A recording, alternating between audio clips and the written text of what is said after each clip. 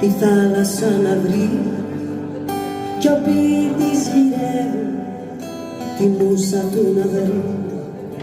Στο κύμα ψάχνει να βρει την άκρη του γυαλού κι εγώ γυρεύω εσένα ναι που με έστησες ξανά στο ραντεβού.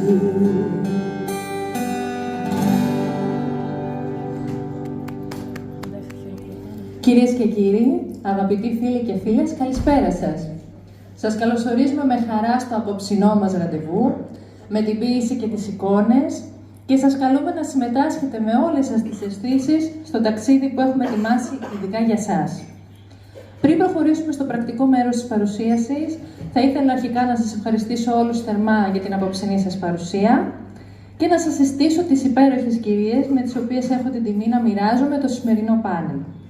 Τη φιλόλογο και συνομιλήτρια Ευαγγελία Βουρλιώτη, τη μουσικό και τραγουδίστρια Ελένη Τσαριδού και φυσικά το τιμόμενο πρόσωπο της βραδιάς, την αγαπημένη μας ποιήτρια Ελευθερία Αποστολίδου.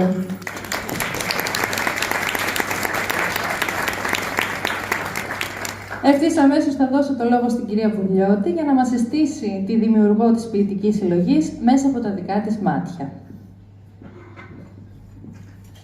Καλησπέρα σας και από εμένα. Η σημερινή εκδήλωση παρουσίασης της πρώτης ποιητικής συλλογής της Ελευθερίας αποτελεί για μένα προσωπικά μια πολύ ευχάριστη στιγμή και με γεμίζει με μια αίσθηση περηφάνειας, εφόσον η Ελευθερία υπήρξε μαθήτριά μου και πάντα τη σκέφτομαι με πολύ αγάπη. Θα ήθελα να αναφερθώ λίγο στο άτομό της, έτσι όπως την έχω γνωρίσει εγώ στα πολύ κρίσιμα χρόνια της εφηβείας και μάλιστα στην εποχή που προετοιμαζόταν για τις πανελλαδικές εξετάσεις, θέτοντας τις βάσεις για τις σπουδές που ακολούθησαν. Πολύ σημαντικά τα χρόνια της εφηβείας για έναν άνθρωπο και ιδιαίτερα για μια εκολαπτώμενη ποιήτρια όπως η Ελευθερία. Θυμάμαι ένα κορίτσι με βαθιές ανησυχίες, εύστροφο, με μια ενεργητικότητα και ζωντάνια που πιστεύω ότι χαρακτηρίζει έως σήμερα.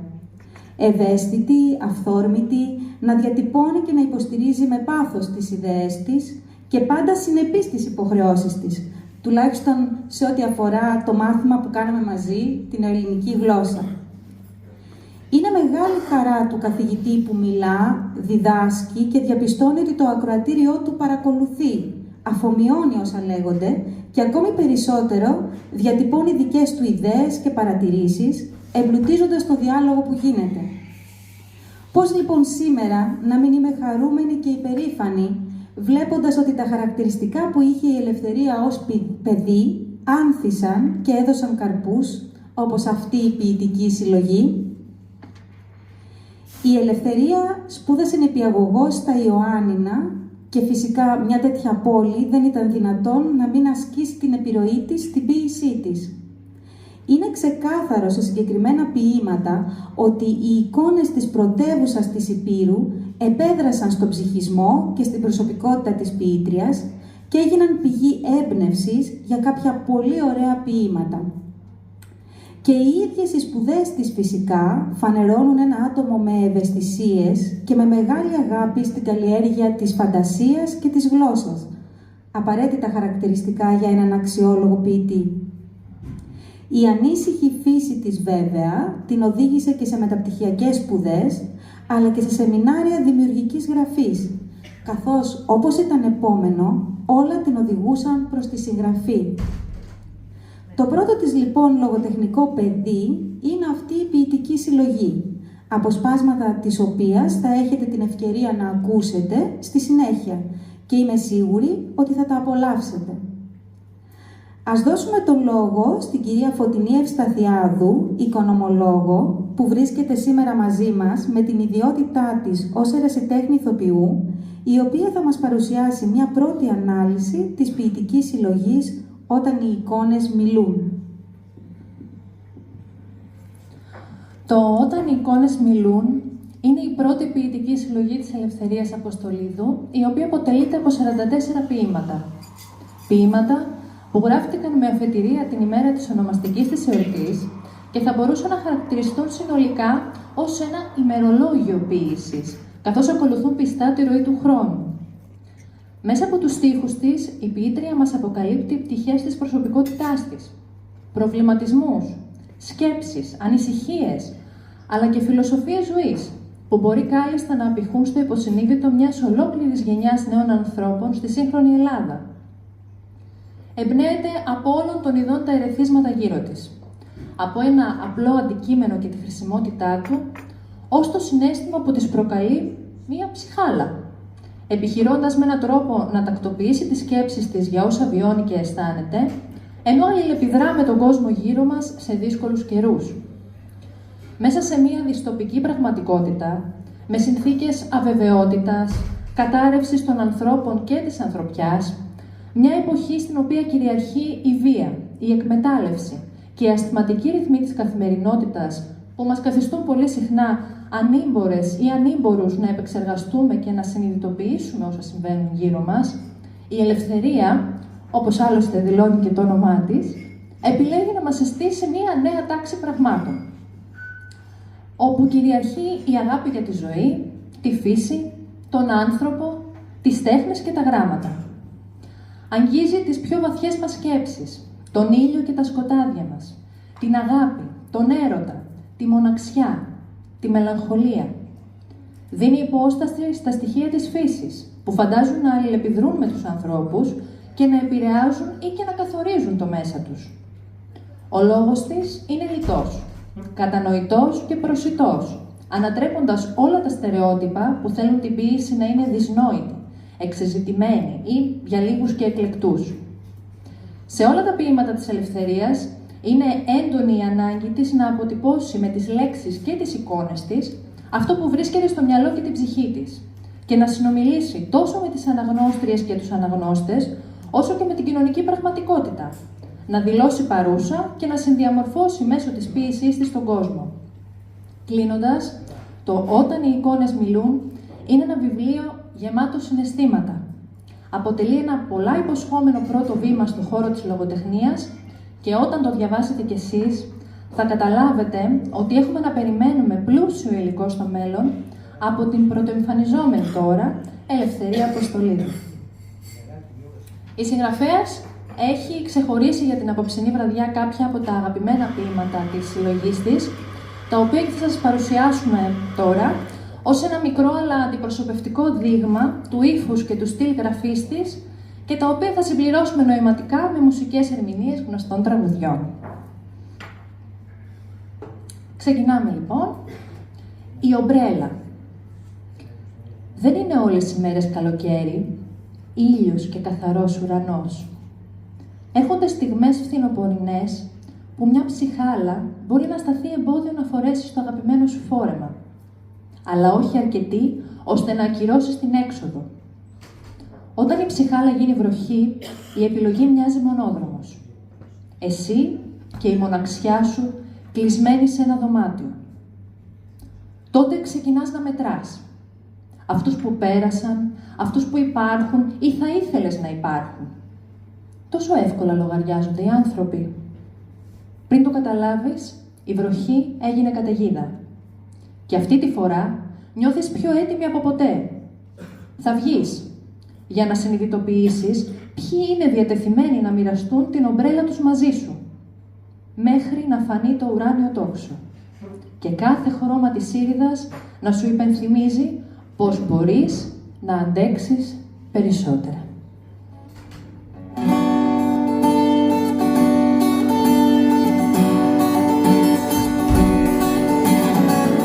Τους ανθρώπους τη ζωή σου κάθισα να τους μετρήσω, τους παρόντες, τους απόντες, κανά δυο περαστικούς, όσους ήρθαν για να μείνουν, όσους έφυγαν πριν γίνουν, τους κοινοχρηστούς, τους ξένους, τους πολύ προσωπικούς. Και μου βγαίνουν πάντα λίγοι ή μου βγαίνουνε πολλοί, κι είναι η μοναξιά πεπίγει ότι με μελαγχολεί. Και μου βγαίνουν πάντα λίγοι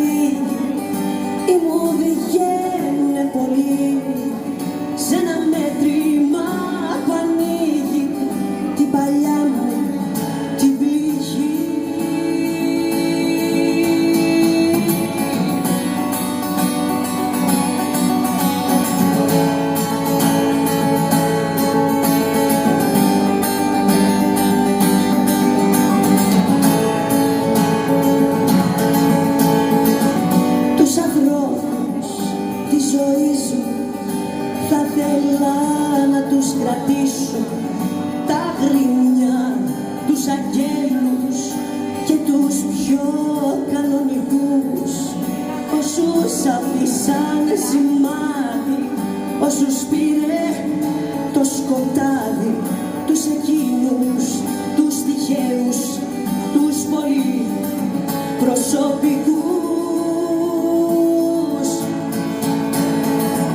Και μου βγαίνουν πάντα λίγοι ή μου βγαίνουν πολλοί, κι είναι η μοναξιά πεπίγει ότι με μελαγχολεί.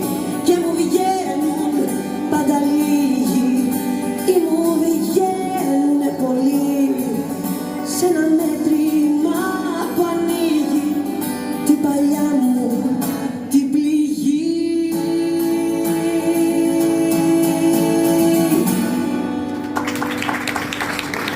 Στο σημείο αυτό θα μου επιτρέψετε να διαβάσω ένα από τα ωραιότερα ποίηματα της συλλογής, «Στο κάστρο», και στη συνέχεια να μοιραστώ μαζί σας κάποιους προβληματισμούς που θέτει το ποίημα. Στο κάστρο.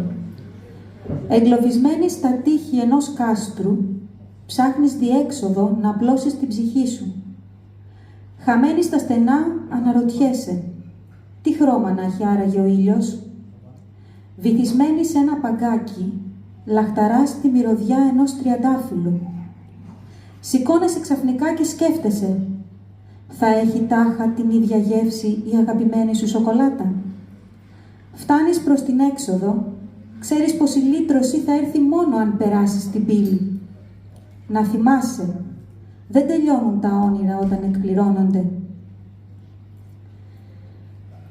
Το συγκεκριμένο ποίημα είναι εμπνευσμένο, σύμφωνα με την ποιήτρια, από τις κακοποιημένες γυναίκες που επιλέγουν να ζουν σε έναν συμβατικό γάμο. Η αφορμή λοιπόν είναι ένα σοβαρό κοινωνικό πρόβλημα που σίγουρα είναι διαχρονικό και στιγμάτιζε τις κοινωνίες μας αιώνες πριν. Ένα θέμα ταμπού για το οποίο κανένας δεν τολμούσε να μιλήσει, αλλά σίγουρα είναι παρόν και σε έξαρση και στη δική μας εποχή. Η αλλαγή που έχει συντελεστεί είναι ότι τώρα μιλάμε πια πιο ανοιχτά γι' αυτό. Οι γυναίκες δεν τρέπονται σε τόσο μεγάλο βαθμό πια να αναγνωρίσουν το πρόβλημα και είναι μεγάλος ο αριθμός αυτών που προσπαθούν να ξεφύγουν από τα τείχη του κάστρου που τις πνίγουν. Όπως μας αναφέρει το ποίημα, εγκλωβισμένες ψάχνουν διέξοδο, νιώθουν χαμένες, αναρωτιούνται τι χρώμα να έχει ο ήλιος, το φως, η ευτυχία που κάποτε είχαν και τώρα έχουν ξεχάσει. Βυθισμένες σε ένα παγκάκι ζουν μια δυστυχισμένη, άχαρη ζωή και λαχταρούν. Λαχταρούν τη μυρωδιά ενός τριαντάφυλλου, την αγαπημένη του σοκολάτα, δηλαδή την αγάπη, τον έρωτα, την τρυφερότητα, την απόλαυση.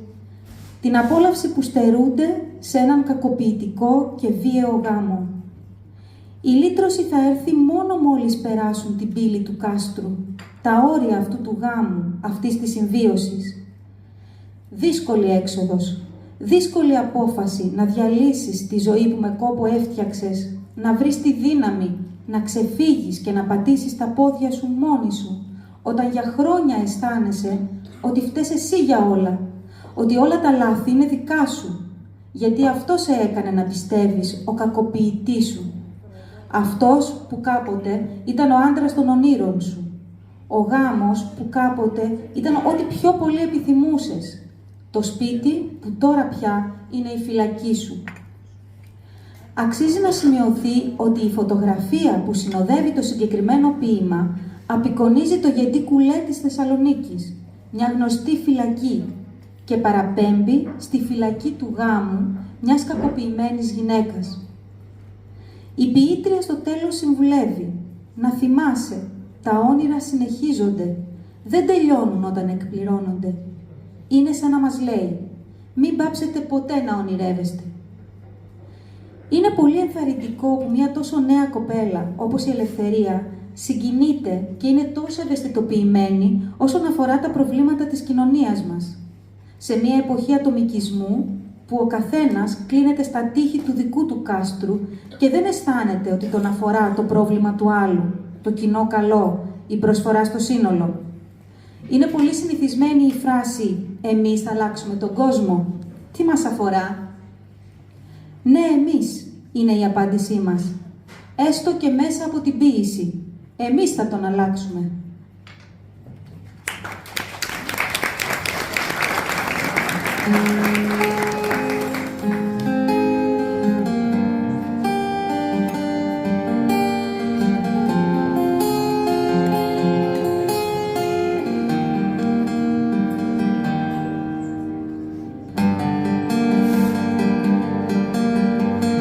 Το κοριτσάκι πίσω σου, το κοριτσάκι πίσω σου, που έχει χάθει στο νησιό σου, που έχει χάθει στο νησιό σου, λάθος το λογαριάζεις. Σύντομα θα βγει μια βόλτα μες στην πόλη, χωρίς κρυφό πιστόλι, χωρίς να φοβηθεί. Κάποια Κυριακή που στάνει και αέρας θα ποδοπατηθεί στο διάβατη στο τέρας, τα κούνια για καρφιά να εκδικηθεί η ομορφιά.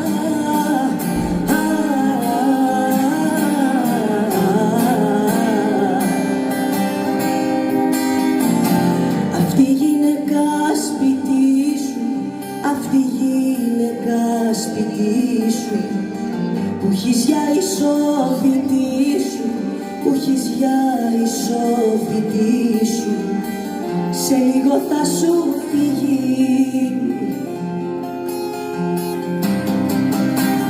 Σύντομα θα βγει μια βόλτα μες στην πόλη, θα την κοιτάζουν όλοι, μ' αυτή τα διάφορη. Κάποια Κυριακή που στάνει και αέρας, γελώντας θα φεύγει στο άπλετο φως της μέρας, τα κούνια για καρφιά να εκδικηθεί η ομορφιά.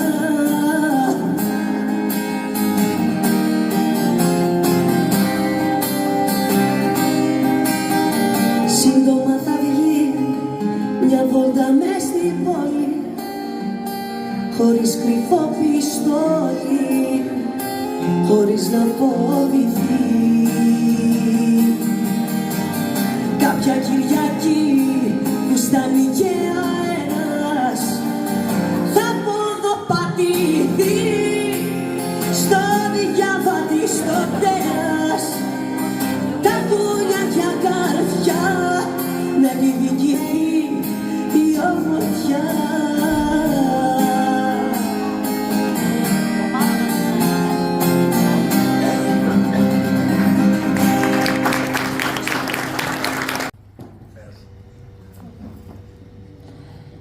Η θάλασσα, με πόσα επίθετα λουσμένη, καθένα και μια ιστορία, ήρεμη, ανοιχτό γαλάζιο, δυο χέρια μπλεγμένα στην άμμο, μια υπόσχεση, τα σ' αγαπώ μέχρι να εξατμιστεί και η τελευταία σταγόνα ύδατος.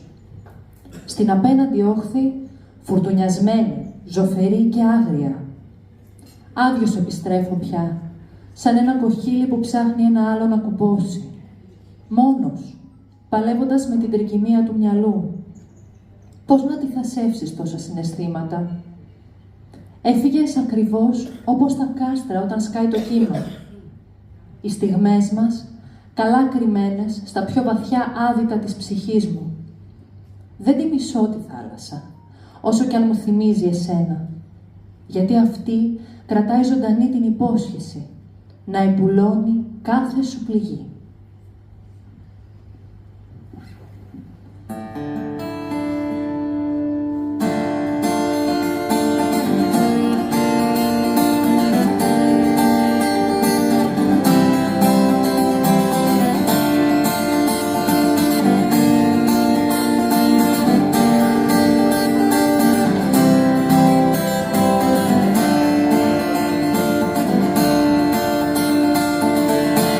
θάλασσά μου σκοτεινή, θάλασσα αγριεμένη, που θα με βγάλεις το πρωί,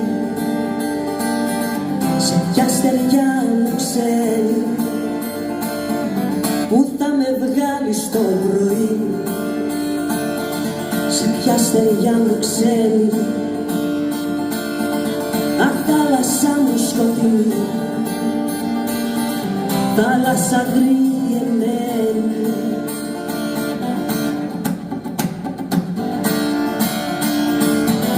τα είχα όλα μια φορά, μα ήθελα παραπάνω. Τι να τα κάνω τώρα πια, απόψε που σε χάνω.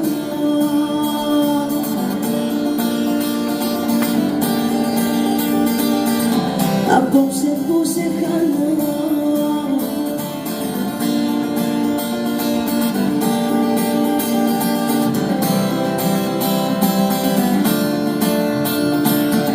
Μέσα στα μαύρα σου νερά,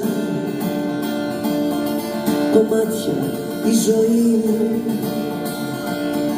Αχ, θάλασσά μου εσύ βαθιά, που κρύβεις το νησί μου.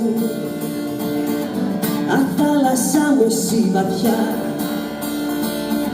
που κρύβεις το νησί μου. Μέσα στα μαύρα σου νερά, κομμάτια η ζωή μου.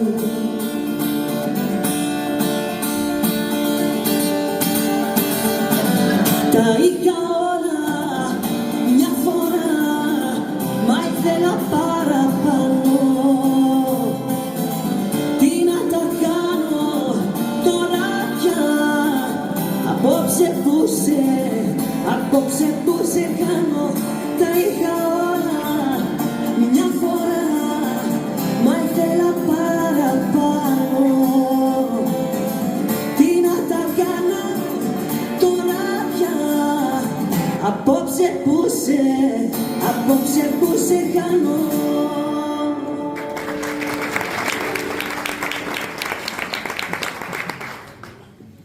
Το κίνητρο του δημιουργού, του ποιητή, του καλλιτέχνη είναι πρωτίστως η ανάγκη. Η ανάγκη να αποτυπώσει με κάθε δυνατό μέσο λέξεις, κινήσεις, εικόνες, αυτό που βρίσκεται στο μυαλό και την ψυχή του. Αρχικά για τον ίδιο και έπειτα για τους άλλους. Όλοι μας έχουμε εσωτερικές σκέψεις, αλλά ελάχιστοι μπαίνουν στη διαδικασία να τις εξωτερικεύσουν. Πόσο μάλλον να τις ξεγυμνώσουν και να τις εκθέσουν σε ένα ευρύ κοινό. Αφού λοιπόν πήραμε μία γεύση από το προφίλ και τη δουλειά της θυμόμενης ποιήτριας, έφτασε η στιγμή να δώσουμε το λόγο στην ίδια τη δημιουργό, για να μας μιλήσει για το έργο της. Παρακαλώ να δώσουμε ένα θερμό χειροκρότημα στην Ελευθερία Αποστολίδου.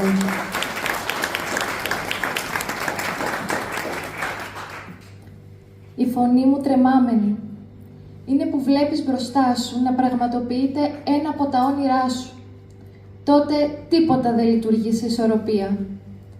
Πολλοί με ρωτάνε να τους πω ποιο από τα ποίηματα του βιβλίου μου ξεχωρίζω και ειλικρινά είναι η πιο δύσκολη ερώτηση. Κάθε φορά που σκέφτομαι να πω ένα ή δύο, νιώθω στα αυτιά μου το παράπονο από τα υπόλοιπα. Βλέπετε, τα αισθάνομαι όλα παιδιά μου. Μπορεί μια μάνα να ξεχωρίσει τα παιδιά της? Κάθε μου ποίημα κρύβει πίσω του και μια ιστορία. Μια ιστορία που κάτι έχει να σου προσφέρει. Και έχω μάθει να πλώνω το χέρι σε ό,τι μου χαρίζεται απλόχερα. Η εικόνα σε προετοιμάζει για αυτό που θα ακολουθήσει, αλλά οι ανατροπές καμιά φορά θα σε ξαφνιάσουν. Δεν θα γινόταν να γραφτούν αυτά τα ποίηματα χωρίς τη συνοδεία εικόνων. Εικόνων που γίνονται λόγια και λόγια που γεννούν συναισθήματα. Όποιος με ξέρει καλά γνωρίζει τη λατρεία μου για τις φωτογραφίες, αλλά και τη συνήθειά μου να τιμάω κάθε γεγονός του καιρού, από μία παγκόσμια ημέρα μέχρι ένα συνηθισμένο για πολλούς ηλιοβασίλεμα. Έτσι και σήμερα είμαι εδώ για να τιμήσω με την παρουσίαση του πρώτου μου βιβλίου την Παγκόσμια ημέρα ποίησης, που είναι αύριο, στις 21 Μαρτίου. η επιθυμία μου να μοιραστώ μαζί σας τα λόγια των δικών μου ξεχωριστών εικόνων γέννησε τη δημιουργία αυτού του βιβλίου. Όταν οι εικόνες μιλούν, λοιπόν, μπορεί να ακούσεις πολλά περισσότερα από όσα φαντάζεσαι. Λόγια που φιλούσες καλά κρυμμένα στο ημερολόγιό σου ή και στιγμές που έκρυβες στα πιο βαθιά άδυτα της ψυχής σου. Να αγαπάμε τον εαυτό μας και να ακολουθούμε τα όνειρά μας προτρέπουν πολλοί από τους στίχους μου. Εύχομαι να τους απολαύσετε και να τους αγαπήσετε όσο κι εγώ.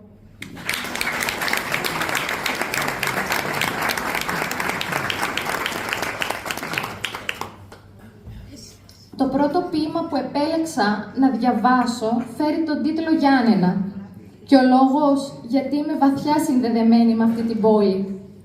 Καθώς νιώθω πως εκεί μπήκαν τα θεμέλια της ανεξαρτησίας μου και οι βάσεις για τη δημιουργία του ενήλικα εαυτού μου.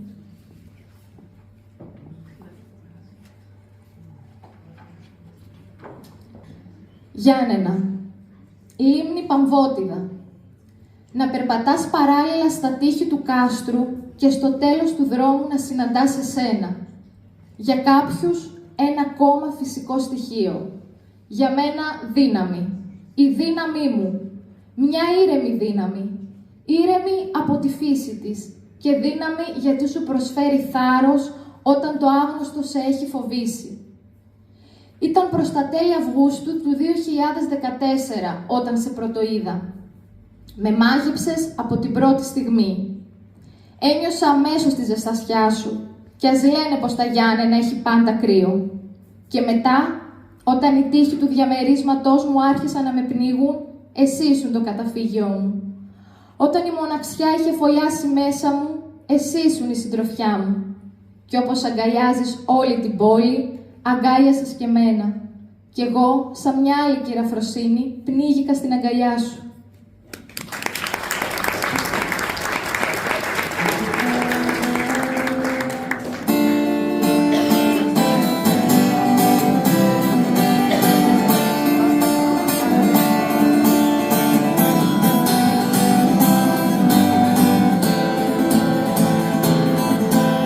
Κάποτε γνώρισα μια λίμνη, μάτια μου, αχ μάτια μου.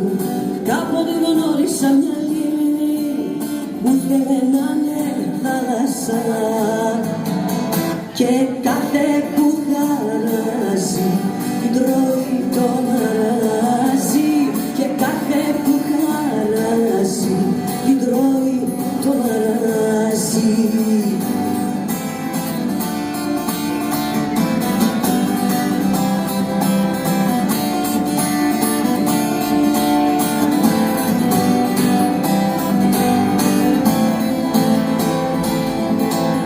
Κάποτε αντάμωσα μια πέτρα, μάτια μου, μάτια μου. Κάποτε αντάμωσα μια πέτρα που ήθελε βράχος να γίνει και κάθε που χαράζει την τρώει το μαράζι και κάθε που χαράζει την τρώει το μαράζι.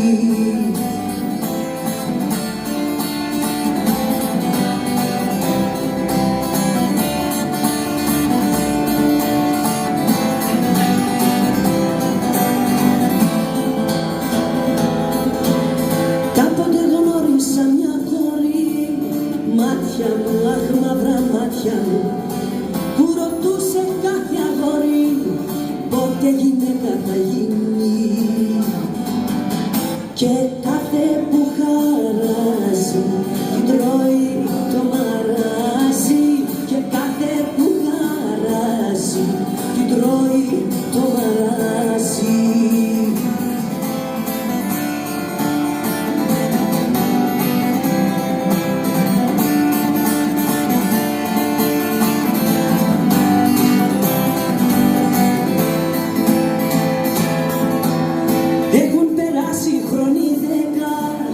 Μάτια μου, αχ μάτια μου, η κόρη γίνει και γυναίκα, μα εγώ απένει ένα παιδί, μα εγώ απένει ένα παιδί και κάθε που χαράζει την τρώει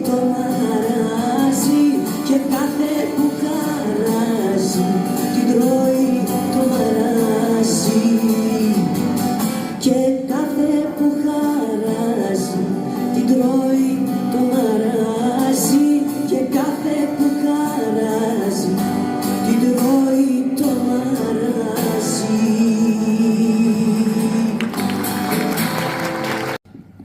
Το τελευταίο ποίημα που θα ακουστεί είναι αυτό με τίτλο «Ελλάδα». Έμπνευσή μου, η ομορφιά της χώρας μας, η οποία ξεκινά από τα μικρά πέτρινα χωριά της μέχρι και το πιο απόμακρο νησί του χάρτη. Αυτό βέβαια έρχεται σε αντιδιαστολή με το φαινόμενο της ξενιτιάς που πραγματεύεται το ποίημα. Ελλάδα. Ελλάδα πληγωμένη και παρεξηγημένη. Πολλοί σε λαχταρούν, μα αυτοί που σ' έχουν σε μισούν. Ζηλεύουν κάποιοι το μπλε που απλώνεται μπροστά και τον ήλιο που καίει από ψηλά. Άλλοι πάλι βρίσκουν λευτεριά σε μέρη πιο μουντά. Μα πάντα λαχταρούν τη μέρα που θα έρθουν να σε δουν. Οδύσσια η ζωή τους, λαβωμένη, σε μία τρία εγκλωβισμένη. Κι εσύ, Ελλάδα μου γλυκιά, περιμένεις πάντα ευλαβικά, σαν Πινελόπη μοναχιά, τα παιδιά σου να γυρίσουν στην Ιθάκη τους ξανά.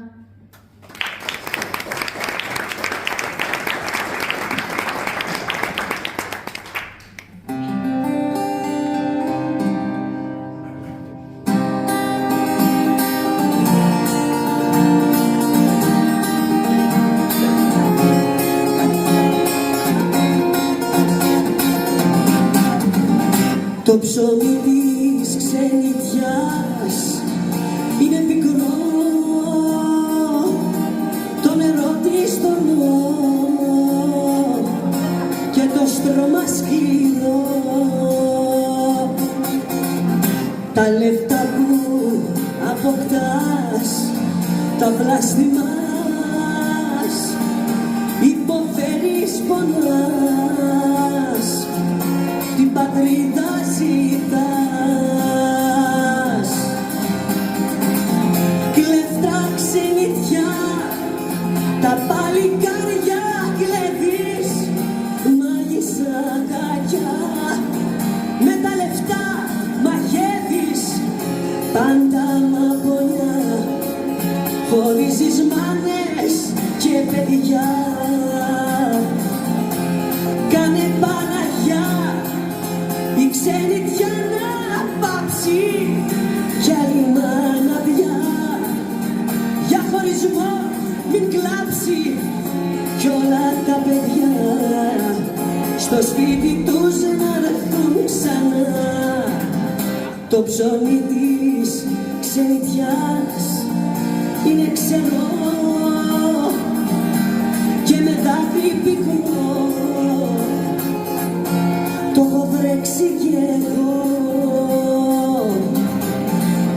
Πιο καλά στο φτωχικό ψωμί γελιά, παρά χίλια καλά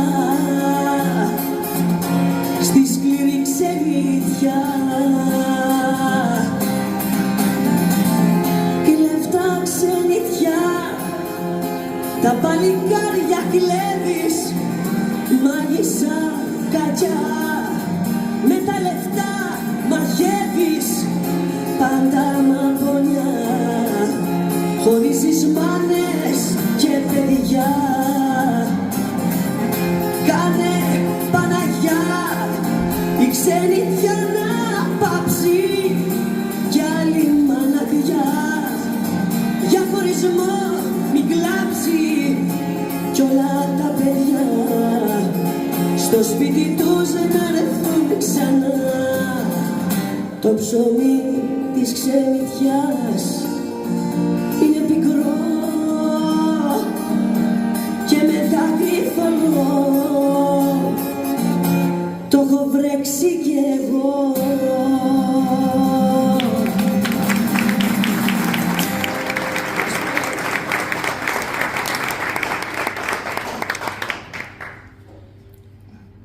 Συγγνώμη αν σας βάρινα, αλλά δεν θα μπορούσα να λείψει αυτό το ποίημα από τη σημερινή βραδιά, καθώς είναι ένα θέμα που πονάει και σε μένα, καθώς έχω και εγώ δικά μου άτοπα στο εξωτερικό. Όπως και η Ελένη, την χάνει οι γονείς μας να δουλεύουν μαζί. Οπότε και το τραγούδι ήταν επόμενο να ακουστεί. Ευχαριστώ πάρα πολύ.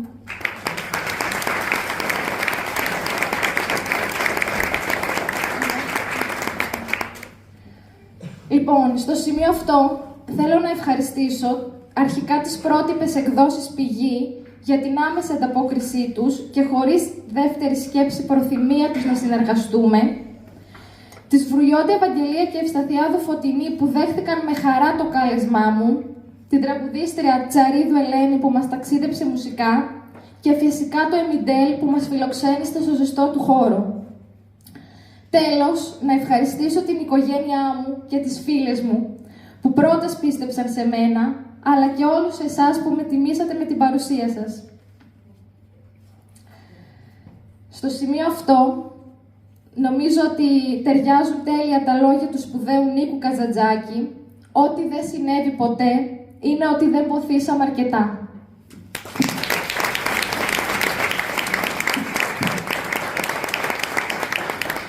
Όπως καταλάβατε, η σημερινή μας εκδήλωση έφτασε δειλά-δειλά στο τέλος της.